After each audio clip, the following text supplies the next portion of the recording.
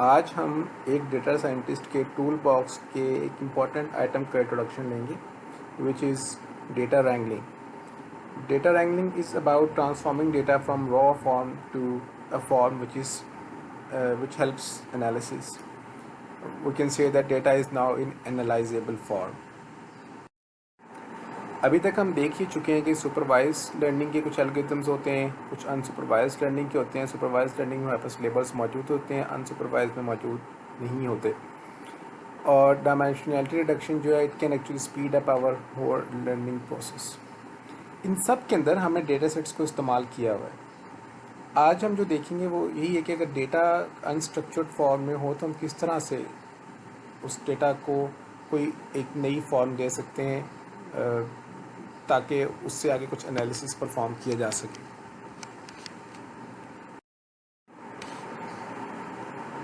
Data wrangling is about extracting value from data. Data हमारे पास हमेशा मौजूद होता है, चाहे हम एक इंडिविजुअल हो, चाहे हम एक ऑर्गेनाइजेशन हो. अब हमारे पास डेटा मौजूद है. इंडिविजुअल्स मुख्तलिफ तरह के हो सकते हैं. इंडिविजुअल्स हो सकता है कोई रिसर्चर हो जिसने भी पीएचडी शुरू करनी है.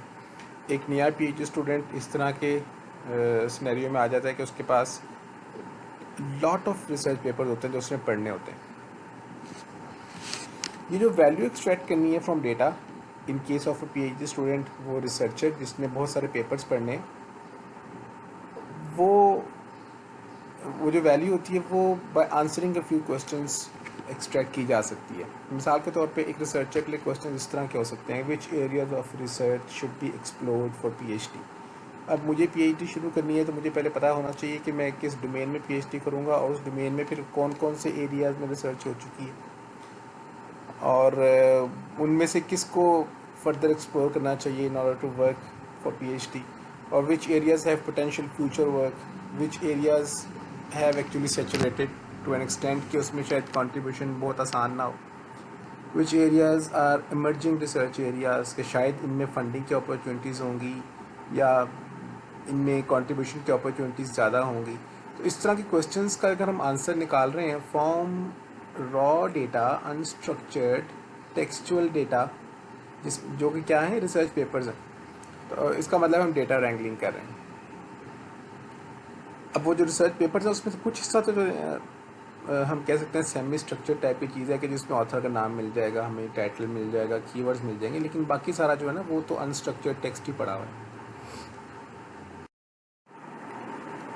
डेटा रैंगलिंग की एक और जो एग्जांपल हम देख सकते हैं वो ये है कि एन इंडिविजुअल और an organisation can actually think that we need to identify emails as spam or not spam. And how can we identify an email as a spam as a spam email? जैसे ये किसी का inbox यहाँ पे show किया गया है और इस इनबॉक्स में कुछ चीज़ें में लग रहा है स्पैम टाइप की हैं. मिसाल के तौर पर हम देख सकते हैं कि प्रॉबली ये पहली ईमेल भी स्पैम लग रही है,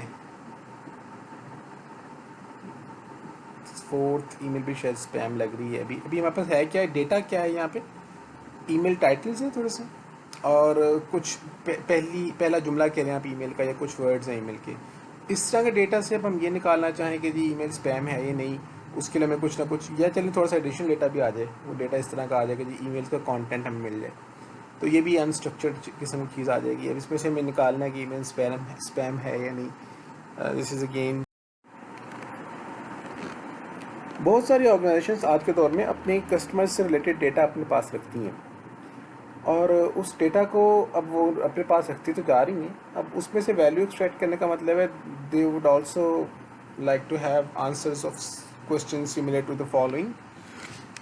For example, they would like to have answers that are people shifting towards interacting with us through their mobile devices. अब वो अपनी यकीनन उस डेटा में से निकाल सकते हैं इवेंचुअली कि कितनी रिक्वेस्ट हैं जो मोबाइल की तरफ से आ रही हैं हमें और कितनी रिक्वेस्ट हैं जो कि मोबाइल से नहीं आ रही. सिमिलरली वो ये भी देख सकते हैं कि ऐसा कब होता है कि यूज़र्स जो हैं वो हमारे साथ मोबाइल के थ्रू इंटरेक्ट करते हैं. इंस्टेड ऑफ देयर डेस्कटॉप्स और लैपटॉप्स। प्रॉबली ये तब हो सकता है जब हमने उनको नोटिफिकेशन भेजा मोबाइल पर एक, या एसएमएस भेज दिया, तब शायद वो उनके हाथ में उस वक्त मोबाइल है, तो वो उस वक्त हमसे फौरी तौर पर इंटरेक्ट करना शुरू कर देंगे थ्रू मोबाइल। तो देयर इज़ अ चांस कि वो हमसे एक ख़ास इवेंट पर या एक ख़ास एक्टिविटी की बेस पर या एक ख़ास तरीके से जब हमने उनसे बात की, तो वो उनकी इंटरेक्शन जो होंगी वो मोबाइल से ओरिजिनेट होंगी, जो उनकी उनकी तरफ से स्टार्ट की गई इंटरेक्शन होगी। What do our customers think about our new product? This could be another question. Can we use our data to forecast important seasonal changes? Are there any risks in my supply chain due to weather shifts? How is move to mobiles affecting my customers' buying patterns या purchasing patterns? अब अगर आप देखें तो पहले जो 3 सवाल थे वो बड़े हमें लग रहा था कि वो बिल्कुल इमीडिएट किसी भी चीज़ पता करना चाह रहे हैं कि हमने भी नई प्रोडक्ट निकाली है, इसके बारे में लोग क्या कह रहे हैं, या हमारी इंटरेक्शंस कब मोबाइल से ओरिजिनेट होंगी, या इस वक्त लोग ज़्यादा हमसे बात मोबाइल के ज़रिए कर रहे हैं या लैपटॉप के ज़रिए कर रहे हैं। दूसरा सेट ऑफ क्वेश्चन है, आखिरी 3 क्वेश्चन हैं, इसमें हम थोड़ा सा ज़्यादा अहेड देख रहे हैं टाइम में अपने आप को। फोरकास्ट इंपॉर्टेंट सीजनल चेंजेस का, सीजन से इतने आराम से चेंज होते, दे टुक अ फ्यू मंथ्स, एक सीज़न से दूसरे सीज़न जो आता है। और बिल्कुल ऐसे ही वेदर शिफ्ट भी जो है उसकी वजह से हमारी सप्लाई चेन में कोई मसला आ रहा है कि यार उसका भी इसका मतलब है मुझे ज़रा ज़्यादा डेटा देखना पड़ेगा in order to evaluate this thing. Similarly buying patterns भी ज़रा ज़्यादा देखने पड़ेंगे in order to evaluate this things. तो इसका मतलब है कि इसकी ना एक टेम्पोरल डायमेंशन भी होती है इन क्वेश्चंस की, ये हमें समझने की ज़रूरत होती है। टेम्पोरल डायमेंशन से क्या मुराद है? कुछ क्वेश्चंस होंगे जो शॉर्ट टर्म या नियर टर्म होंगे और कुछ क्वेश्चंस होंगे जो लॉन्ग टर्म क्वेश्चंस होंगे, और इन दोनों तरह के क्वेश्चंस को आंसर करने के लिए हमारे पास हमेशा लिमिटेड टाइम ही होता है। ऑर्गेनाइजेशंस चाहेंगी कि कम से कम टाइम में ये जो पूरा 1 साल का डेटा यहाँ पर इस्तेमाल हो रहा है वो कम से कम टाइम में इस 1 साल के डेटा को एनालाइज करके बताया जाए कि हम अगले साल अपने इन रिस्क को, बल्कि इसी साल अपने इन रिस्क को मैनेज कर सकें। शॉर्ट टर्म में तो वो यकीनन ये चाहेंगे कि लिमिटेड टाइम के अंदर अंदर हमें जवाब मिल रहे हों। और जो इंडिविजुअल्स हैं जो जैसे भी पीएचडी वाली बात हमने की, तो वो भी जो इंडिविजुअल्स हैं वो भी यही चाहेंगे कि उनको कम से कम टाइम में अपने सवालों के जवाब मिलें ताकि उनका पीएचडी का प्रोजेक्ट जो है वो जल्द से जल्द मुकम्मल हो सके।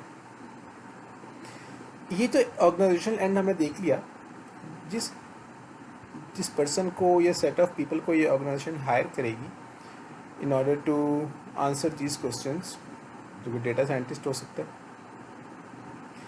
उसके पास भी टाइम कम ही होगा इनका जवाब ढूंढने के लिए। तो इसका मतलब ये हुआ कि जो टाइम है ना, ये क्रिटिकल चीज़ है। इन सवालों का जवाब ढूंढना वुड टेक टाइम, और टाइम हमारे पास है नहीं, क्योंकि ऑर्गेनाइजेशंस हर वक्त ये चाहेंगे कि जल्द से जल्द ये सारा का सारा काम हो।